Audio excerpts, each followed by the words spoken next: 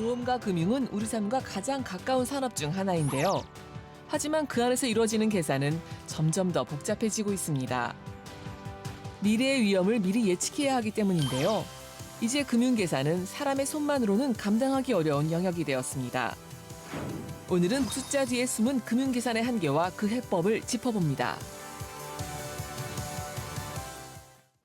네, 보험이나 금융상품이 해마다 제도가 바뀌면서 더 복잡하게 느껴지는데요. 자, 오늘은 이 구조를 쉽게 풀어줄 전문가를 만나보겠습니다.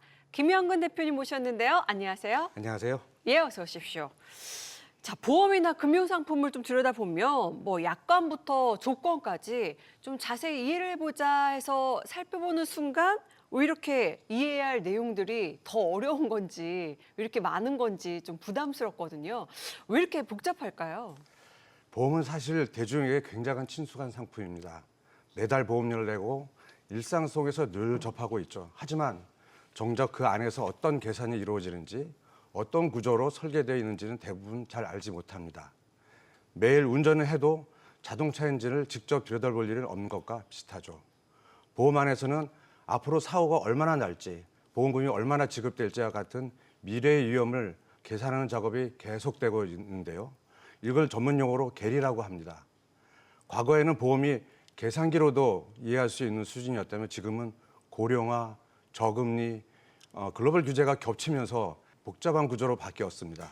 이러한 복잡한 계산을 사람 손이나 단순한 솔루션으로 처리하고 있다는 점이 문제의 핵심이라고 할 수 있습니다. 네, 이런 것들이 좀 간편하지가 않고 복잡하다라고 생각이 되니까 소비자가 이해하기가 더 어려워졌다 이런 지적도 있는데요. 자, 이런 보이지 않는 계산의 문제에 대해서 좀 심각하게 느끼게 된 계기가 있었을까요? 현장에서 보면 회사가 겉으로는 멀쩡해 보여도 속을 들여다보면 이미 위험의 신호가 켜져 있는 경우를 많이 봤습니다. 문제는 그걸 너무 늦게 알게 된다는 점이죠. 그때부터 이건 사람이 계산해서는 해결될 수 있는 일이 아니다라는 생각이 들었습니다. 복잡하고 반복되는 계산을 사람이 계속 떠안는 구조 자체에 한계가 와 있다는 걸 느꼈고요. 이런 계산은 사람이 아니라 시스템에 맡겨야 한다는 결론을 이르게 됐습니다. 예, 문제 해결을 위해서 검증되는 어떤 기술이 더 필요하다 이렇게 판단을 하신 거죠? 맞습니다. 보험과 금융 분석에서 가장 중요한 기술은 하루아침에 만들어지는 게 아니라 오랜 시간 축적된 자산이라고 생각합니다. 이 분야에서 글로벌 경쟁력을 갖추기 위해서는 그 기술을 단순히 사용하는 수준이 아니라 직접 이해하고 책임질 수 있는 구조가 필요했습니다. 그래서 해외 금융권에서 실제 검증돼 사용되던 핵심 기술을 직접 인수하는 결정을 내리게 됐습니다.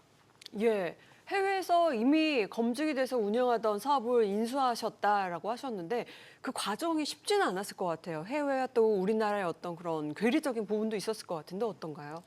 마침 전 세계 금융권에서 오랫동안 사용되어 온 핵심 기술이 매각 대상에 올랐다는 소식을 들었습니다. 저희에게는 반드시 도전해야 될 기회라고 판단했죠. 이미 해외 대형 기관들도 인수를 추진하고 있었고 자금 조달 역시 현실적으로 큰 부담이었습니다. 하지만 직접 해외를 오가며 협상을 이어갔고 이 기술은 단순히 사들이는 것이 아니라 제대로 이해하고 책임질 수 있는 주체라는 점을 끝까지 설득했습니다. 여러 우여곡절 끝에 단독 인수에 성공했고 이 과정을 통해 기술은 소유보다 이해와 책임이 더 중요하다는 것을 다시 한번 확인할 수 있었습니다. 네. 그 과정을 통해서 확보한 기술이 지금의 그 기업의 방식으로 운영이 되고 있는 거죠? 그렇습니다. 이 시스템은 금융과 계리 리스크, 계리 분석을 위한 통합 소프트웨어 시스템으로 기업이 재무 분석과 규제 대응 과정에서 보다 현실적이고 세밀한 모델링을 수행할 수 있도록 설계되어 있습니다. 핵심은 부채와 자산의 현금 흐름을 계산하고 보험료와 준비금을 산출하는 모델링 기능으로 이를 통해 자산부채 관리의 리스크 분석까지 폭넓게 수행할 수 있습니다. 또한 계산 과정 전반을 하나의 흐름으로 관리해 업무 분배와 협업, 가버넌스를 체계적으로 지원하고 대규모 데이터도 효율적으로 처리할 수 있도록 구성되어 있습니다. 여기에 더해 여러 가지 전문가들이 동시에 작업하더라도 모델, 코드, 버전을 중앙에서 관리해 일관된 기준으로 개발과 검증이 가능하다는 점이 이 시스템의 큰 특징이기도 합니다. 네. 보험사에서는 그렇다면 구체적으로 어떤 업무들을 이 시스템이 대신 처리하게 되는 걸까요? 보험사 입장에서는 보험금이나 준비금처럼 미래를 예측해야 될 복잡한 계산을 이 시스템이 대신 수행해 줍니다.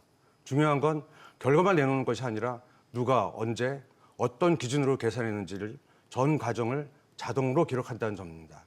그래서 계산 결과를 되짚어 볼 수도 있고 실수나 잠재적인 위험도 사전에 확인해 볼 수 있습니다.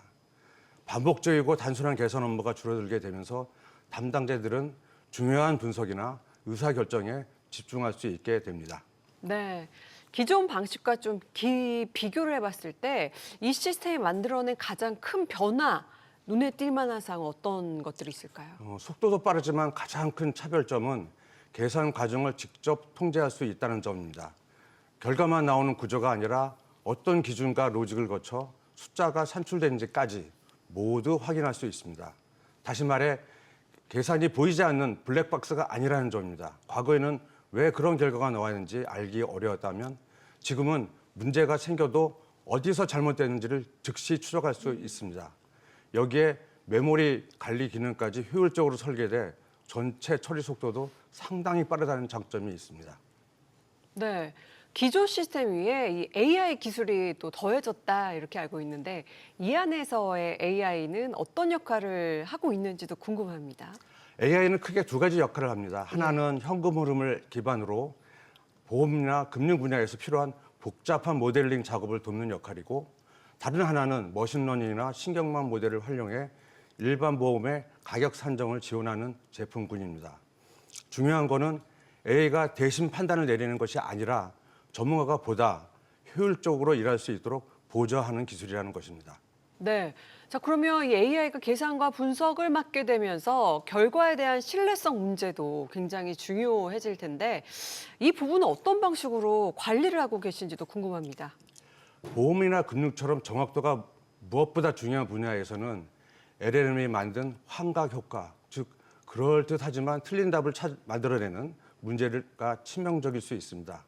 그래서 단순히 AI를 붙이는 것이 아니라 이미 널리 검증된 언어 모델을 기반으로 보험이나 금융 도메인에 맞게 직접 추가 학습을 진행해 정확도를 높이고 있습니다. 여기에 온톨로지 기반 그래프렉을 적용했는데요. AI가 답변을 만들기 전에 신뢰 가능한 내부 데이터베이스를 먼저 참조하도록 설계했습니다. 쉽게 말해 AI가 추측으로 답하는 것이 아니라 검증된 자료를 바탕으로 판단하도록 만든 구조입니다. 또한 각 단계마다 사람이 직접 검증하는 절차를 두고 최종 판단과 책임은 반드시 사람이 지도록 설계되어 있습니다. 이런 시스템은 내년 초 베타 버전 출시를 목표로 하고 있고 이미 전 세계 고객사로부터 데모 요청과 문의가 이어지고 있는데요. 업무 효율성과 실무 적용 가능성 측면에서 긍정적인 반응을 얻고 있습니다. 예. 뭐 앞으로 이 기술에 대해서 더 신뢰하시는 분들도 많이 생길 것 같은데 끝으로 이 기술의 계리와 또 금융 리스크 관리 분야에서는 어떤 역할을 할지 기대를 하실지 좀 여쭤보고 싶습니다. 우리나라는 국가 산업의 수준에 비해 금융 소속도는 아직 높지 않다고 생각합니다. 따라서 저희가 개발한 기술을 통해 금융의 핵심이라고 할 수 있는 계리와 금융 리스크 관리 분야의 발전에 기여하고 싶습니다. 나아가 200년의 역사를 가진 이 산업 분야에 새로운 혁신을 더해 세계 금융이 한 단계 더 진화하는 데 의미 있는 계기를 만들고자 합니다. 네, 응원하겠습니다. 자, 지금까지 김현근 대표님과 계리와 금융 리스크 관리 기술력에 대한 이야기 함께 나눠봤습니다. 고맙습니다. 고맙습니다.